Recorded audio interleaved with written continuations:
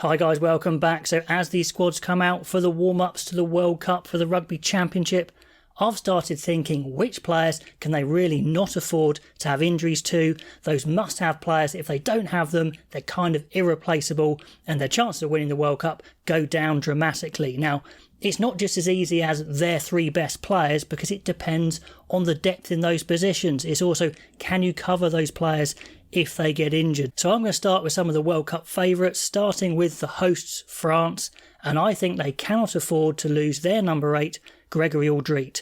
Sure, they've got a lot of depth in their team, in the pack, but I don't think they've got anyone who can cover Aldrit. He's naturally athletic and quick, and he's bulked up over the years. He's got beautiful skills. He can make breaks. He can make tackles. He's generally a fantastic all-rounder. No one can touch him, I don't think, in the French team. If they lose him, they're definitely a lesser team. The second player for France is a bit predictable. It's obviously Antoine Dupont, just because he's just so much better than anyone else kind of in the world, let alone within France. I don't think they've got a massively good backup scrum half either. Dupont starts and plays most of the game, if not all the game, and if they lose him, teams will definitely be very relieved. The last one, I think, is actually Damien Penaud. They've got some good back three, but no one really with his absolute danger. He scores tries, he's big and he's strong and he's skillful. I think he's their number 1 try scorer who they would not want to lose. So those are my 3 for France, but let me know what your 3 would be. On to Ireland, who are the world number 1, so you'd probably put them in as maybe second favourite, considering they're not at home. But anyway, the 3 that I think they could not afford to lose, number 1 is Dan Sheehan. Now, I hear you say Ronan Kelleher is a really good player. He's young, he's dynamic, he's explosive, he's a bit like Sheehan.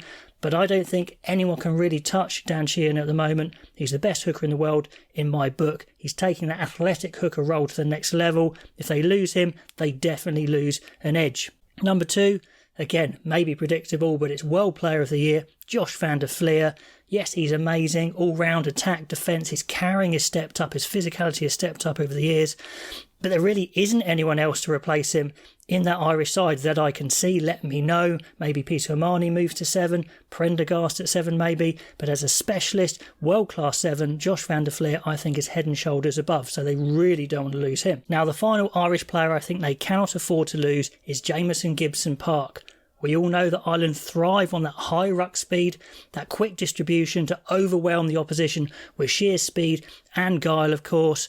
And Gibson-Park was identified very early by Andy Farrell in his reign as head coach as the best scrum half in Ireland to do that. I think he's been proved right. Conor Murray is there, but I don't think he can compete with that speed of ruck ball. Craig Casey could compete, but hasn't been given the caps the time to really get experienced. So I think if they lose Gibson-Park, they're a much weaker side. Now, I didn't say the captain and talisman Johnny Sexton, but I think that Ross Byrne can do a capable job to replace him.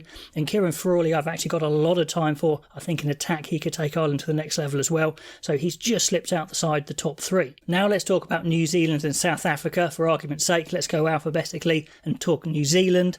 The first player they definitely can't afford to lose is Ardie Savea, simply because he's that good. One of the best forwards on the planet, explosive, makes breaks, scores tries, and sometimes he just takes it on his own back. When New Zealand aren't playing well, he goes on that one-man mission and just does something from nothing. I don't think there's many players that can do that in the New Zealand pack. Now for New Zealand, he's almost certainly going to play at 8, even though he's awesome at 7, as we've seen for the Hurricanes. And I just don't think there's anyone even close to him, 7 or 8 for New Zealand, so they want to keep him very fit. Now at number 2, we've got an old stager, Aaron Smith. He's been their number 1 for absolutely ages. TJ Perenara tried to knock him off his perch many a time, but never quite managed it. Didn't have the control and consistency of Smith. Finley Christie's had a go, Webber's had a go, Fakatava's had a go. No one's been able to displace him. No one's even got close. Their newest kid on the block, Cam Roigard, may get close, but he hasn't been proven yet. So Aaron Smith is their undisputed number 1. If they lost him, they would struggle. Now, as my third choice, I could have gone Richie Mo'unga, but he's got some good cover there, namely Bowden Barrett, a really experienced 10, quick 10, exciting 10 who can cover him. But at 13, I don't think they have anyone like Rieko Ioane. Now, Ioane's only 26, although it seems he's been around forever. And even though he's the quickest player in the squad, he made that bold switch to go to outside centre. It's taken him a while to get all round of that position, but he's nailed it down now. He's got a good defence and, of course, that ridiculous pace in attack. There's plenty of guys that could play 12, notably the battle between Geordie Barrett and David Havili, but there's others as well. But Ioane is nailed on at 13. He scares the living daylights out of the opposition with his pace, so if they lost him, they would definitely lose an attacking edge. Now on to the last of what I see as the favourites. It's South Africa. I'm starting with Malcolm Marx, and yes, he doesn't always start, but they bring him off the bench sometimes for that unbelievable impact he has, the unadulterated power. He's got a great set piece as well. He could definitely start. If he got injured, sure, you've got the experience of Mbanambi. He's a big player, but he hasn't got that explosive edge of Marx. And then number 3, Joseph Dweba. Well, you guys say in your comments all the time you don't trust him. If they lost Marx, I think they wouldn't have that edge in the hooker slot. Now, South Africa have got loads of second rows, but I'm still going to name Eben Etzebeth as a guy you don't want to lose. They've got stacks of big guys, but no one can perform at the height he can perform if he's fully fit. Sure, he's been an injury worry, but they want to get him fit for the World Cup. If he wasn't available, then that would be a bit of a problem. His sheer presence boosts the team, if nothing else. Now, my final pick is Faf de Klerk, the scrum half. Now, I think it shows that South Africa have picked loads of scrum halves in their training squad. I think it was 5. I think mainly because they want to see who can actually step up and be a really good replacement for Faf de Klerk. Hendricks has been okay. I've never been overly impressed with Herschel Yantes. There's other scrum halves in there. Let's see if they step up. But Faf de Klerk is the undisputed number 1 for me. And if they didn't have him, I think they would be weaker at scrum half. Now, of course, I follow England, Scotland and Wales very closely as well. But I don't think you could class them as favourites for the World Cup. But if they were to lose these players, I think they'd be in trouble. For England, Ellis Genge would be my number 1. England really need explosive ball carriers. They don't have too many, and he's their best one. Very mobile as well, so he can actually burn himself out, and he needs replacing sometimes, but there's no one really similar. Maybe Bevan Rod would be the closest, but no one's got Genge's power, and they need him fit and firing. Number 2, well, it's Courtney Lawes. Sure, he's getting on a little bit, but when he's available for England, all the British and Irish Lions coaches will pick him. Why? He's a unique player, a unique athlete. He tackles as hard as a stocky back rower. He's got world-class line-out ability. He's got that height, that power, that footwork as well. He's improved his carrying, and teams are just taking to the next level when they have a player like him. Gives them so many more options. I mean, Eddie Jones tried to replace him on the flank with, say, Mara Itoje or even Alex Coles at 6. Weren't even close to what Lawes can do. So if he's not in the side, it just limits the ability of England's pack. The last player, I'm actually going to go for Owen Farrell at 10, not 12. Because in the World Cup, I think they'll want that physical edge. They'll want to be very solid in defence. And with Farrell at 10, there is no weak point in defence, as long as he tackles low enough, of course. If you played any of their other players, Ford or Marcus Smith, you would have a weak point in defence. Plus, he's been playing really well, really on point with his form. So Farrell, if he wasn't there, would be a problem. Plus, he's a captain as well. On to Scotland. Their captain, Jamie Ritchie, they could really do with. Sure, they've got some good young players in there. Rory Darge, Luke Crosby, Watson's still kicking around. But Ritchie, who can play 6 and 7, is on top of his game and the leader. They will want him on the pitch pretty much the whole game.